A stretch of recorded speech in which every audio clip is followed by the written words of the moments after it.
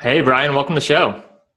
Hey, how's it going, man? I'm so happy to be here. Yeah, it's going great, man. I know you got a new release today, so excited to talk about that.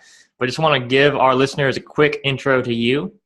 So, Brian Anderson is the best-selling author of the Godling Chronicles series. He was a musician for many years until he decided to write his first novel. Within a year of publishing that first book, he was earning enough income from his royalties to support his family and write full-time. I love that story, Brian. I'm so excited to hear. How did that happen for you? Well, the Godling Chronicles was definitely the first series that I wrote, and it was what launched my career as a writer. The way it happened is, and I've been trying to do put together stories for a long time, and I just never could make anything click. A lot of it had to do with I was trying to prove how clever I was. I mean, and I have neat little twists and neat little plot devices, but no real story. And I'm sorry, that's just not very entertaining, and nobody cares how smart or stupid I am. They want to enjoy their story. You know, it took my son coming home one day after he'd been seeing me banging away at the computer. He said, "Dad, I have this idea for a story." I was like, "All right, well, let me listen to what he has to say." And the prologue to the Godling Chronicles is action for action what he told me. I mean, I made a lot of changes and stuff like that, but he gave me the foundation for turned into 6 books and launched my career, which later I wrote. I'm still writing the Dragon Main series, and he was like 7 years old at the time, and I was just floored by it. And without that initial push, I'd still be trying to write a bunch of crap, basically. And what it taught me was,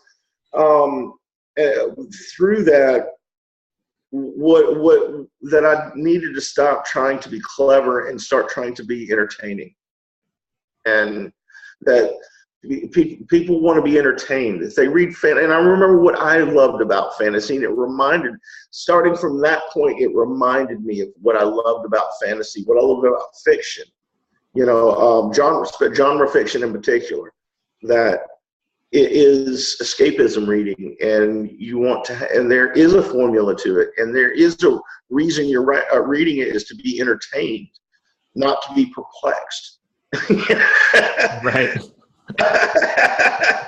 That's a great point, and it definitely brings home a lot of experiences that I've had reviewing authors' manuscripts, and just like scratching my head like, what is actually happening here? Like, I don't get the story. So how did your son help you kind of clarify the difference between telling the story and trying to be clever? How did that actually manifest? Well, I was working on a piece at the time where it was a kind of an edgy occult thing that had to do with the Antichrist not actually being the bad guy in the story, and basically being constantly on the run. And I thought that was very clever, and I thought it would be kind of controversial. But there was no real story to it. It was this character on the run, and that's all I had. And no matter how hard I tried, I could never get beyond that. And there was a reason, because it was just a neat idea with no characters and no real plot behind it. It was me trying to, I'd write paragraph after paragraph of just things going in just big circles with no destination, no real format, no real anything.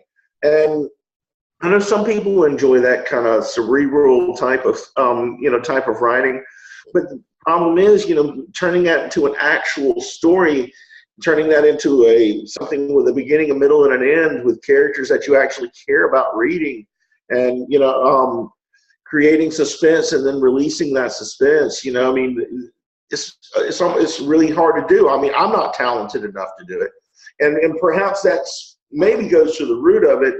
There's limits to my talent, and which I know for a lot of people is very hard to admit. But everybody has limits to what they're able to do.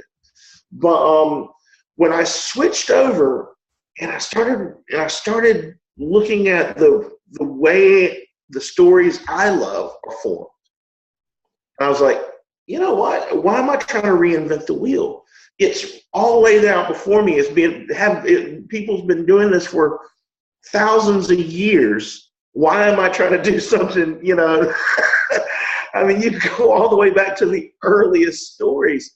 And they all have the same basic sort of thing going on here. And I'm like, instead of trying to be clever, why don't I be fun? And the cleverness you can add in there if here and there. But I guess I don't know if that quite answers your question, but that's sort of the way I feel about it, and what I feel the difference is. If you're having fun and you think the reader's having fun, and then I think you're there. Write stories you want to read. Don't come up with ideas that you think are neat. Write stories you want to read, because idea is fine, but it's only that first little bitty step. And if you can never go beyond that first little bitty step, then you don't really have anything. Mm-hmm.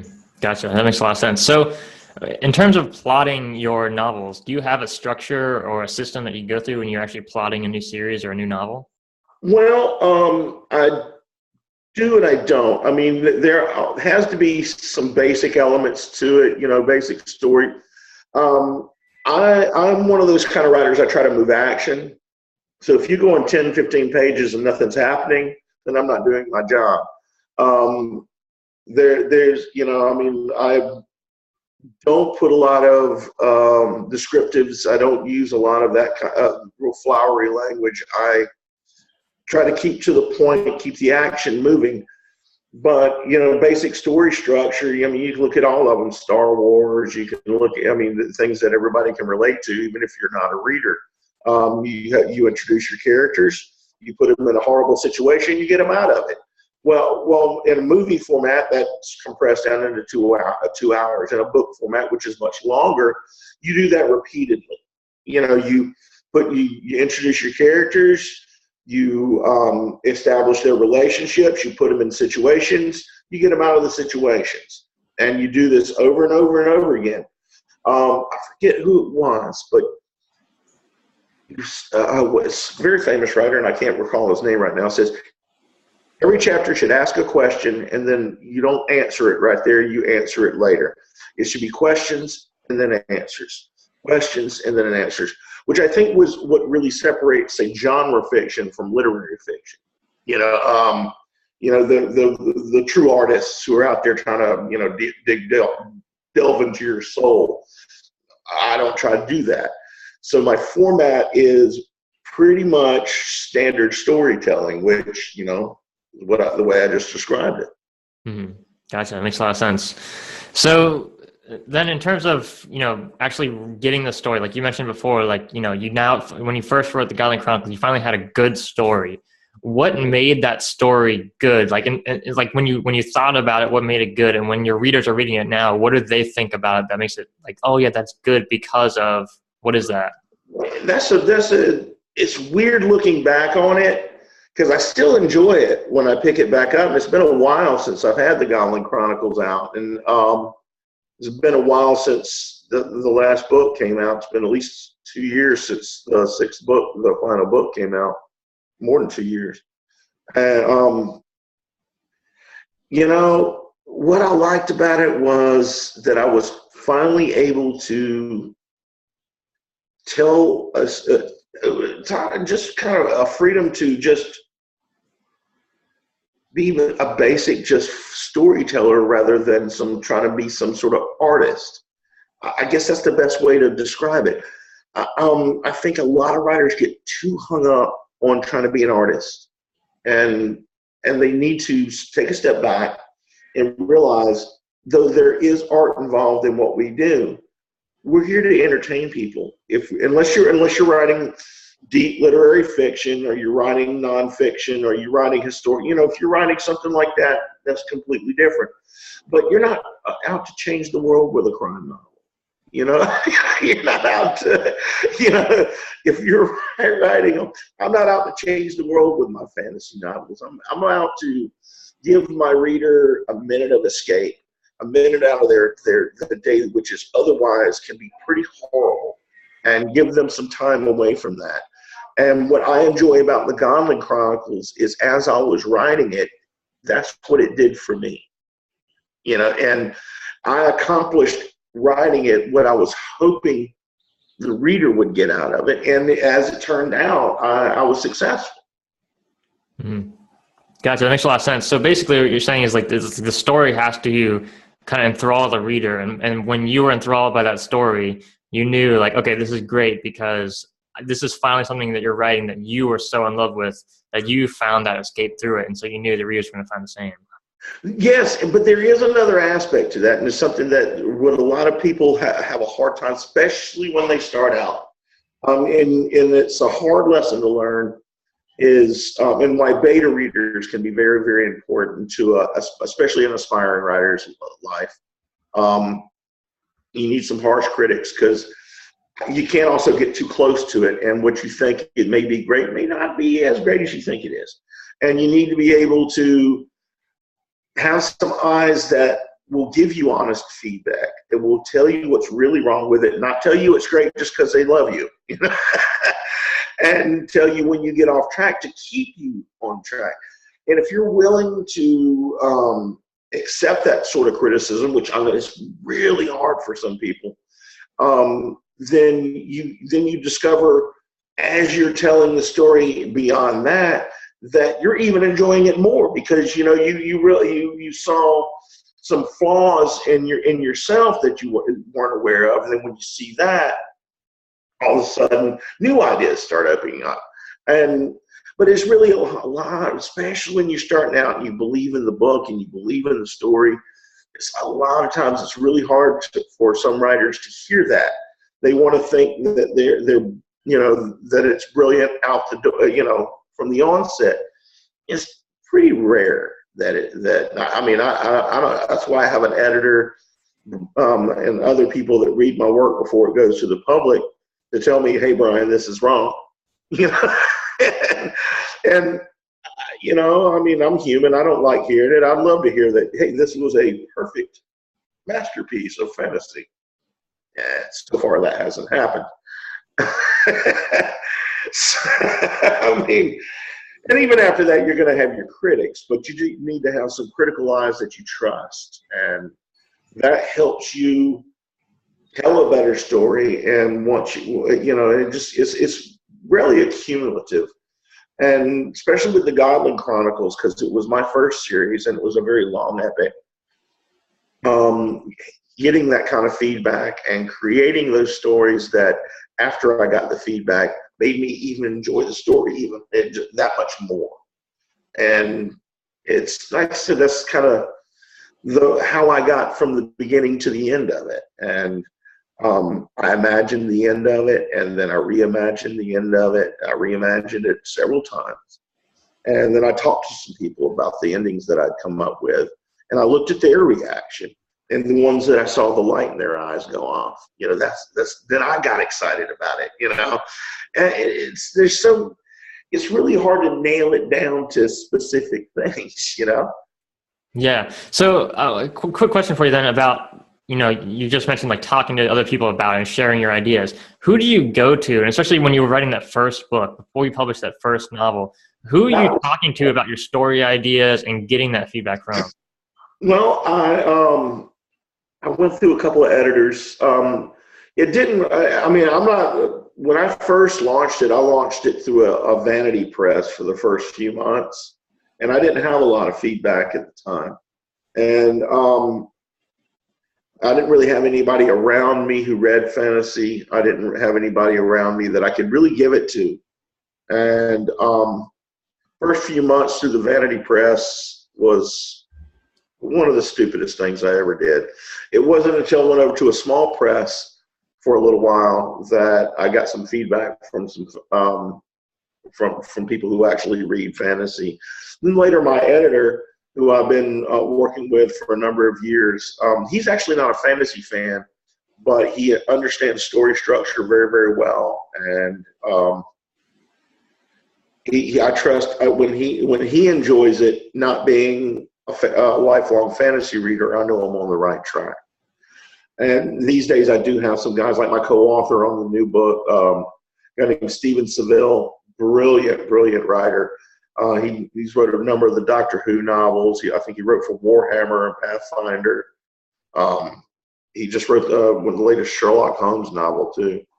And he's been big into fantasy and hooked me up with people like Dave Gross, Kevin Andrew Murphy, and have other friends like Annie Ballette, who's she was Hugo nominated. She gives me feedback these days.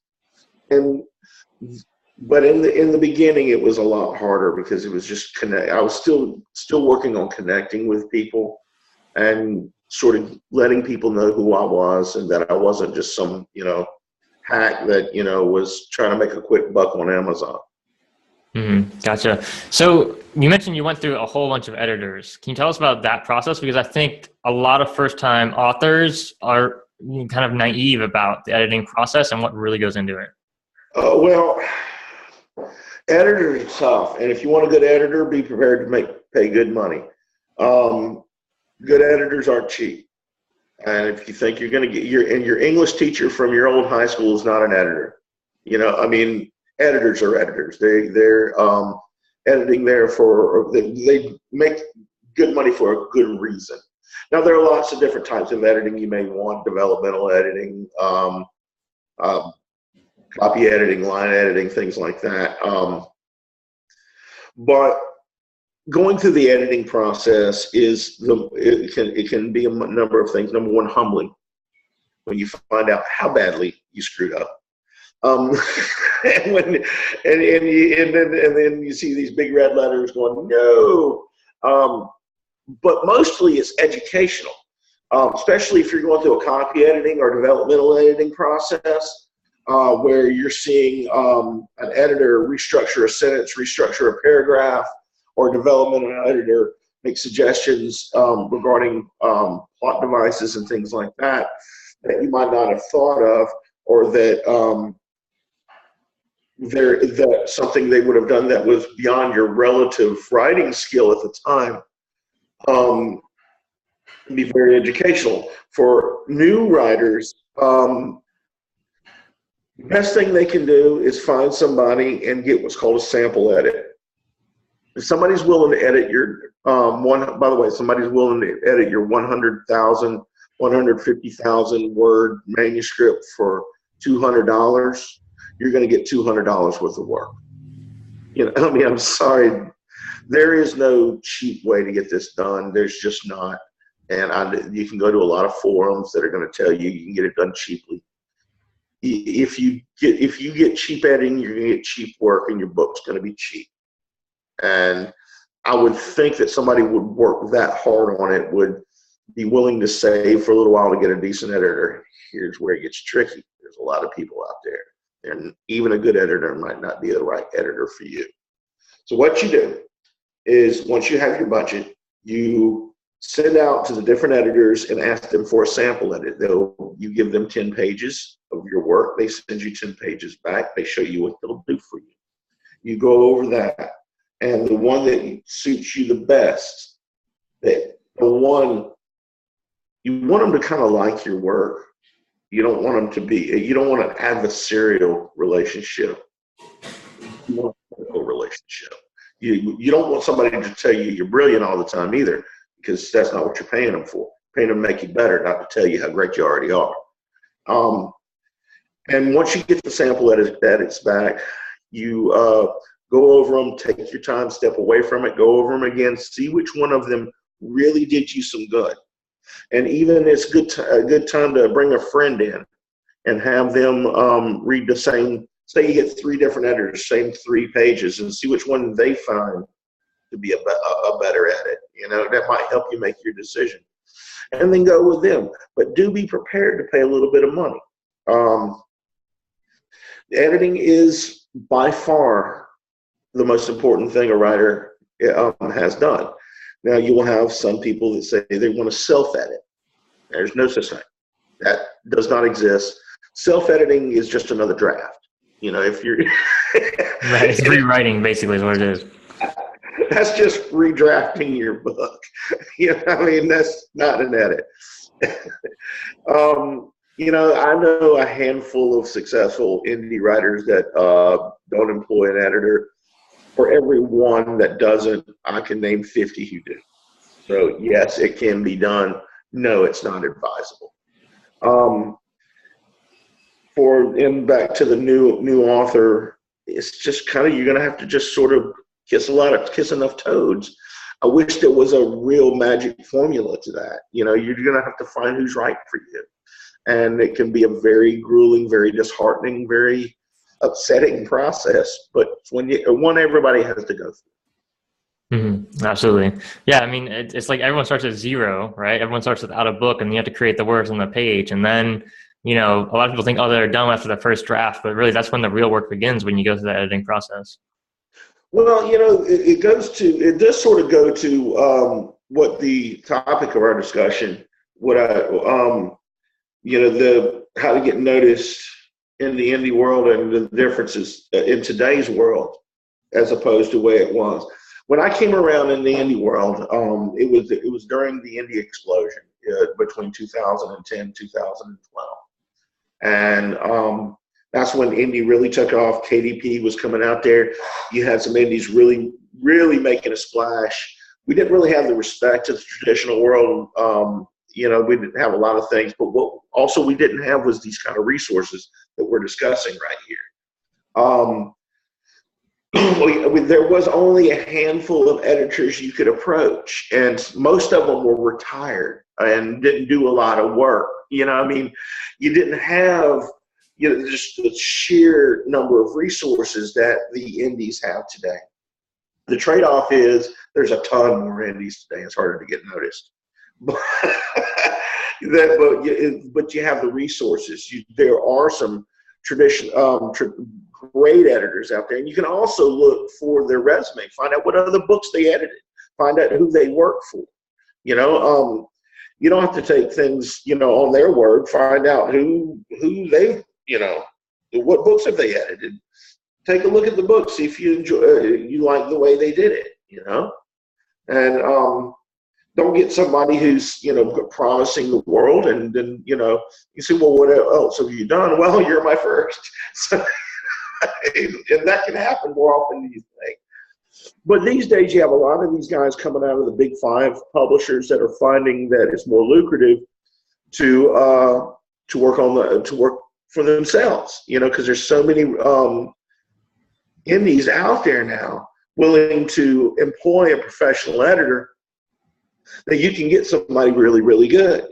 I didn't have that kind of resource. I had to go through a process where I was going through people who were shockingly unqualified to be an editor, and who just did terrible jobs. And it wasn't until I got to my friend George Stratford that I found somebody that I could work with who did a good job, that could help me become a better writer and get to that next level. And it is the first step in getting noticed, is having that quality product.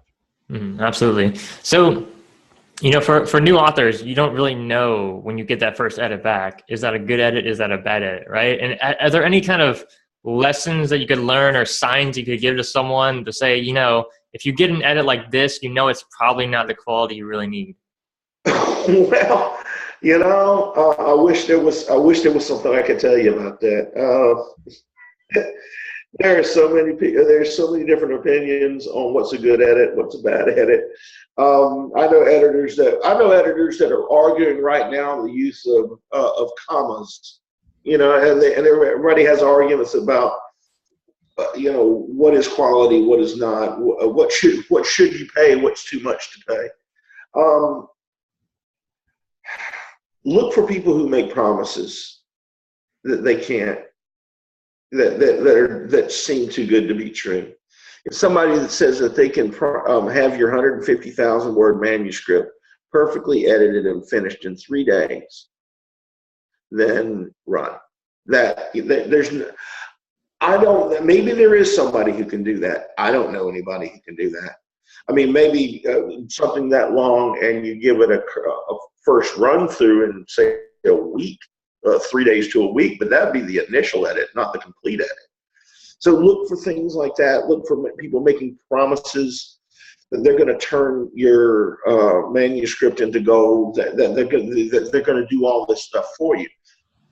You know, even if it's true, any reputable editor is not going to make those kind of promises. They're going to tell you what they can do for you. They're going to give you a sample of what they can do. It's up to you. Ultimately, it's your story. So they're not going to promise to turn you into a bestseller because you're the writer. You know, I mean, what they'll do is they'll give you suggestions, they'll give you corrections, and you can reject everything that they say. You're free to do that. Also, look out for editors who argue too much with you. A decent editor will also make their suggestions and then leave it to you to decide what to do. If it becomes an argument, then it's not somebody you should be working with. Mm-hmm. Absolutely, that's great advice. That's good. So let's switch gears a little bit and talk a little bit about marketing, because I know you sold hundreds of thousands of books, and marketing obviously is, you know, how you get out there and actually sell a lot of books after you have the quality work done, right? You have the quality books to sell. So how did you go about that marketing process, and what lessons have you learned? Well, first of all, you got to start with the product. You know, the product has to be professional before you market it. Otherwise, all the marketing in the world's not going to do you a bit of good. Mm-hmm. It's just not. Once you have your book written, it's well edited, proofread, and everything's right, then you got to go to get your professional cover done. Now, there are people that say, look, you can do it at home on Photoshop. Well, no. You need a professional cover. So you understand, these days, the indies who are doing very, very well, we've stepped up all our games. We're competing directly with the big five in a very real way. Matter of fact, Akiri, the release I have going out today, the Gene Malika did my cover. So, you know, I mean, Gene Malika did the cover for Kevin Hearns, Brian McClellan. You know, he's done some world famous authors' books. And I'm not saying you have to go to Gene Malika, but you have to get it professionally done. It has to look good. Yeah, your packaging has to be there. You can't half-ass it. If you do, none of this other stuff is going to matter because it's not going to work. You know, your blurb has to be there. Your blurb, and people have a real hard time with the blurb. It's a tough piece of writing. They got to think movie trailer. You don't have to write a synopsis. 2 paragraphs. If it goes beyond 200 words, you're getting too long. And real short and punchy, and it's tough because you want to tell the story. No, you just want to be compelling. You just want to interest somebody. It's a teaser. Now, assuming you have all that, you know what I mean, but you have to have all that. You can't skip any of that. Then you're going to be wanting to go into your marketing. Now, if you're a new writer, during this entire process, what you should have been doing was going to all the forums, not just the writers' forums. If you're a mystery writer, go to forums where people who read mysteries are. Now, don't go up there going drive-by spamming. Start taking part in the discussion. You can learn a lot. You can learn a lot from these people, what catches their eye, what they're looking for, where they're shopping, where they're getting their recommendations. You can learn a lot because each genre is going to be slightly different.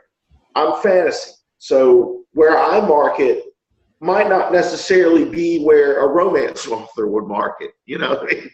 But we're going to have the same basic ideas. We're going to have the same basic stuff. So what you do is you start with your network and let people know who you are. Let them know you're a writer. It's okay to do that. Just don't start soliciting them to read your book. You know, don't start doing that because they're going to get pissed off. They're going to bar you from. They'll never pick up your stuff if you start doing that. And you can Google these kind of things. Just book clubs and stuff like that. Start there. You should have been doing this the entire time. That way, at least people know who you are. And when your book does become available, at least you have a solid base to say, hey guys, I know we've been talking for that 3 months, but I just put a book out. Now you have a bunch of people, who read your genre, who you've been talking to, who are likely to buy your book. And if they all do it at the same time, that alone is a big boost. You'll have people that will release their book, and the only people they've been talking to is other indie writers. They'll do these cross promotions with other indie writers who are starting up. And who are you marketing to? I mean, each other. Everybody's going to buy one another's book. What are you doing? So you got to go first during the writing process and start introducing yourself to the community of people who do this. Find out who the bloggers are. Read their blogs. Respond to their blogs. You get to know them. This takes a lot, and this takes a lot of hours, and this takes a long time. But if you want to do it right, you want to do it effectively, this is how you do it. Once you're to that point, you're ready, you're in the community, you're ready to launch. Now there's several different there's several different ways to go about it. Facebook ads are very effective. There's different new release websites who will help you with your new release. There is a lot of Amazon ads and all sorts of different avenues. But here's the thing about any of these avenues: you cannot expect them to work. They may not. They may work. They may not. Advertising and marketing is a gamble, just like anything. And anybody who promises you that you will sell 500 books if you advertise with them is lying to you. You cannot nobody can make those kind of promises because they don't know. Nobody knows. Now, you can cite, here's what I've done in the past, and the past several authors, I've had this, and I've worked with people go, well, I can promise you that I can't promise you that you're going to sell a single book, but the past 3 authors I've worked with have sold. And you can look at their track record. Anybody that makes 100% guaranteed promises, do not market with them. That is a bad idea because nobody can promise it. But once you're visible in these communities in your genre, actually it comes pretty easily. You need to start a mailing list. Is one of the key things. I cannot stress to you enough how important a mailing list is. No, there's totally agree. We've talked about that quite a bit on the show, and I'm always teaching people. I even have a free course to teach people how to do it because I think it's just that important. Yeah, it is that important. Now, I'm not the best about a mailing list. I'm not the best person in the world doing that. But everybody on my particular mailing list has asked to be on my mailing list. There's a couple of ways you can get these mass lists of people. That's one way to do it. And I'm not saying it's one way is better than the other. There's people who will put ways at the end of their Kindle books or even at the beginning that says, click here and and you can sign up for the mailing list. But there's a lot of creative ways to do that. Start a blog. Constantly ask to start on your, put blogs on your Facebook. Have a fan page. Oh, don't make the mistake that I did. If you start with your Twitter and your fan, all this kind of stuff, do not name it after your book. Name it after yourself. I named my first, the Godling Chronicles, and everything I had was on the Godling Chronicles. And I wasn't thinking ahead, hey, it's going to end, I'm going to be writing Dragonbane next. And everybody's going to be looking for, Brian D. Anderson, not, the Godling Chronicles. But anyway, the mailing list, if you can get people who ask you to be on the mailing list, you can get a very strong turnover. Say if you have 500 people and all 500 have come to you to be on the list, you can get a 70-75% turnout. You can, on your sales. You also would need to watch out how often you send these things. Now, some people will say to create a newsletter. If you're going to do that, you need to include some other authors, because how much can you really say about yourself every month that can fill up an entire newsletter that anybody gives a damn about? unless you're putting news about the industry or creating something like that. That's you can do what you do. Start a show. There's I mean, I know people who's done that with great success and got themselves, a lot of personal, sales from doing, blog shows. But that's just if you enjoy doing that kind of thing. Yeah, absolutely. That's one of the things I recommend to everyone is like, find out what you like to do in marketing, because if someone has to tell you to get up every morning to go tweet and you hate it, I guarantee you're not going to be doing that 2 years from now. And that's when you need to keep doing it to keep having success. I have 900 followers on my Twitter, and that's it. I don't ever tweet. I know I should. I know I should say, here's my Twitter handle. That is one aspect I just can't get into it. But I do make up for it with other things. Now, you will come to a point say everything goes just crazy good. You're going to find, let's say your first book is a smash hit. Your marketing worked. You went to all the websites. You sent out your mailers. Everything just went exactly right. Well, the indie world, you got to understand, is a very fast-paced world. If you're not releasing every 3 to 6 months, you will quickly become irrelevant. Now, I know there's some people who will disagree with me strongly on this, but I'm part of a group of 50 other writers. Every one of us is clearing 6 figures plus.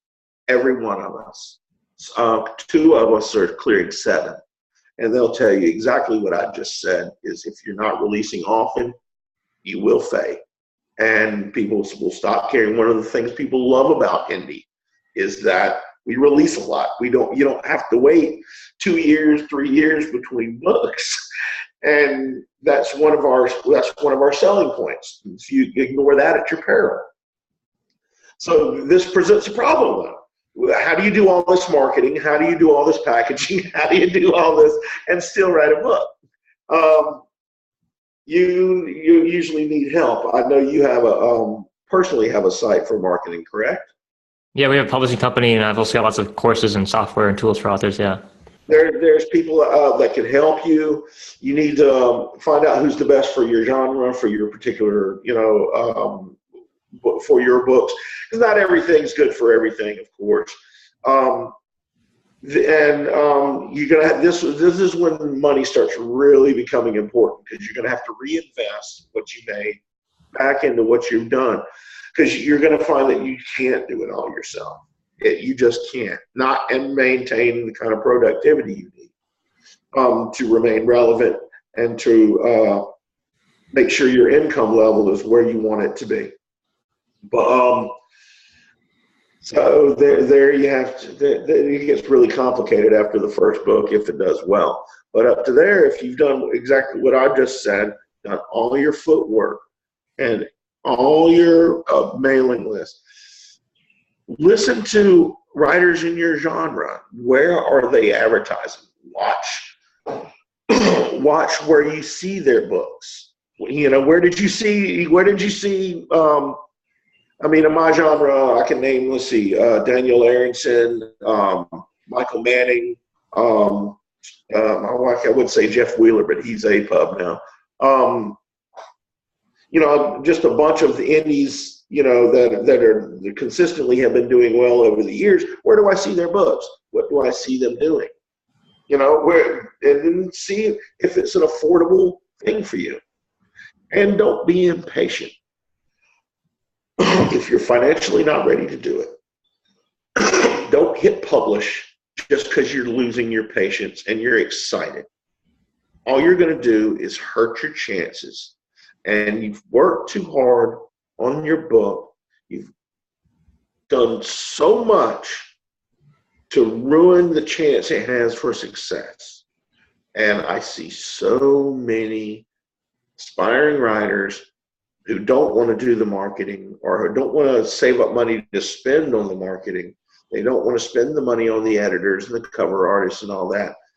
They rely on the strength of the story and that they think it's good enough. Well, good enough isn't good enough.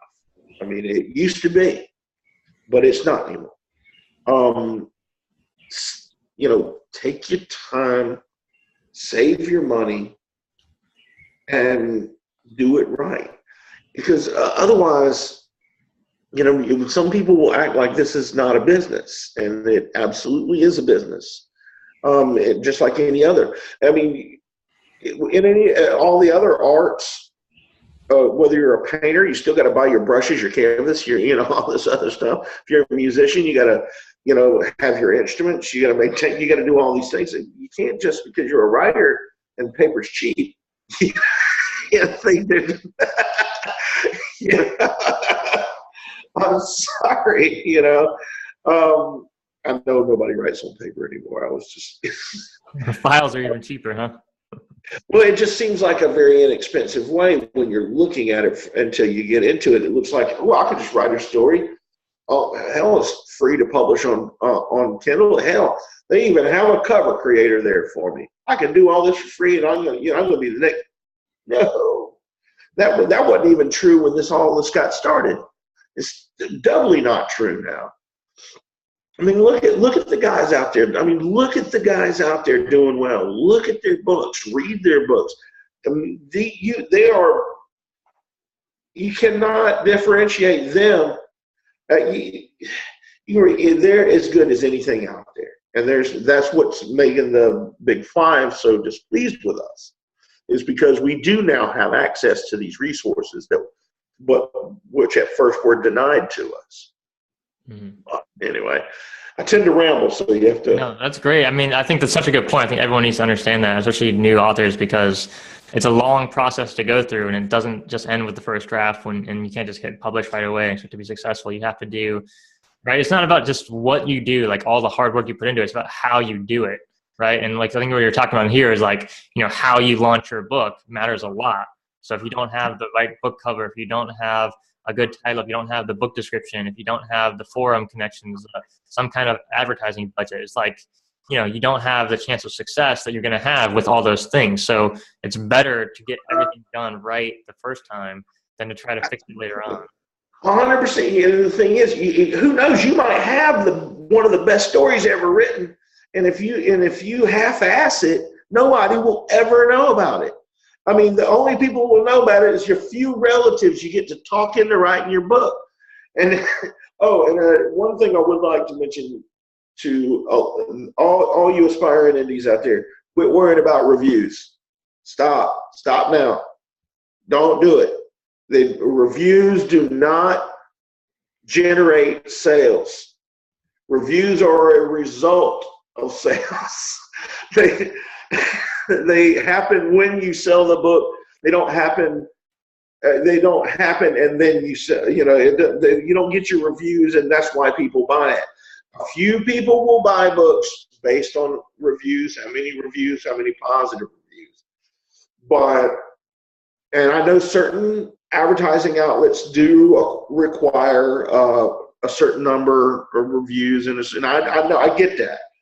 But I see so many of these forums agonizing, spending time, spending money, spending all these things. They could be doing so much better things with their time and their cash, worrying over reviews. You have a less than 1%, probably less than 0.5% review to sale ratio. The Godling Chronicles book 1 has sold just book 1 has sold tens of thousands of copies. It has I think somewhere almost 350 reviews. Now it sounds like a lot, but look at that ratio. Now that's sales. I have no idea because of the page reads. I have no idea, how many they don't give you. They just tell you how many. Pages. I don't know how many actual books have been sold. So look at Game of Thrones. How many is that sold? It has less than 10,000 reviews. So quit worrying about the reviews. Solicit what you need to get into the marketing things, like BookBub, if you're trying to get a BookBub ad, which, by the way, if you can get a BookBub ad, get a BookBub ad. I know they're expensive, but I've yet to be disappointed. Yeah, same here. Never disappointed with BookBub. Unveiling anything new there. they're BookBub for a reason. I actually early on turned down a BookBub ad. Oh, yeah. I said, thanks for that. Thanks. I had another release coming out of the same some scheduling thing. I look back, I was like, what an idiot.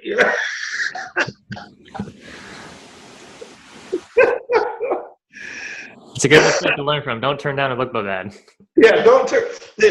Rule number one. That's rule number. If you get a BookBub ad, don't turn it down. I wouldn't say far and away the stupidest thing I've ever did, but it was pretty stupid.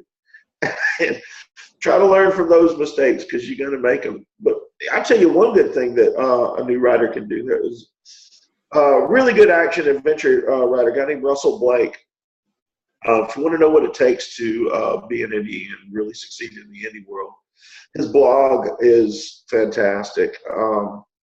He gives he gives for free what it really takes to be an indie, what you have to seriously look forward to and be prepared for. Because you got a lot of people that get into this, they think it's going to, this is quick and easy way to riches. It's just not. And it's no easier to succeed in the indie world than it is in the traditional world. It just, your success and failure happens at a more rapid rate. Whereas, matter of fact, in some ways it's harder because the level of production that's expected of you, while simultaneously wearing all the marketing hats, the production hats, everything, in some ways it is much more difficult. But people don't get into this thinking that it's some sort of easy, because I don't feel like waiting on a traditional publisher to accept or reject me, or an agent or whatever. You may have really messed yourself up by not going that route. I mean, think about it. If you're a writer that only can write a book in about 18 months, and that's as fast as you can produce, why are you trying to go be an indie? I mean, seriously, you are much better off as a traditional writer. And if you're right, and people argue about the gatekeepers, well, the readers are the gatekeepers. Just because it's more difficult to get through the door in your mind, that doesn't mean that the door's wider open in the indie world. It's not, because they're still gatekeepers. They call it the readers. And if your book's not up to snuff, they're going to let you know, and you're not going to sell any books. So, whereas the agents and the publishers or the old school gatekeepers, now we have the readers. But it's the same thing. If you're writing a book every 18 months, even if people do like your book, after 18 months they've moved on. You don't have, unless you have serious advertising budget, like into the 6 figures worth of advertising, to keep that book relevant, and to keep you can have some sort of distribution to put your stuff in the stores, and you can really pump it out that way and keep that momentum going for that long. You might as well go the traditional route, because one of the things that we don't have as indies is print distribution. That's one of the big things that separates us. It sort of rankles a lot of new indies because they imagine their books in the bookstores, and my attitude is, I don't give a shit if I ever see my book in the bookstore. That's not where I make my money. Excuse me. Yeah. No, I agree with the sentiment for sure. So awesome, Brian. Thank you for sharing just so much awesome information with us today. I really appreciate it, man. Where can people find out more about you and your books? Where can people find out more about you and your books? Well, right now my stuff is Amazon exclusive because I'm taking advantage of the KU program. So basically, you look up Brian D. Anderson on Amazon, and I pop up everywhere. You can also, I do have a blog. I'll tell you what that is here in a second. I'm out in front of my computer. I love technology. BrianDAndersonBooks.blogspot.com. And those are the best ways to find me. I am on Facebook. God, what is my Facebook thing? I don't even. Anyway, we'll post the links to all your social media in the show notes for everybody. I appreciate it, man. And yeah, hey, look, I'll check out some of your other shows. You have a great program, man. You're doing a great job. Awesome. Thank you, Brian. I really appreciate it. Great to meet you. Great to meet you, man.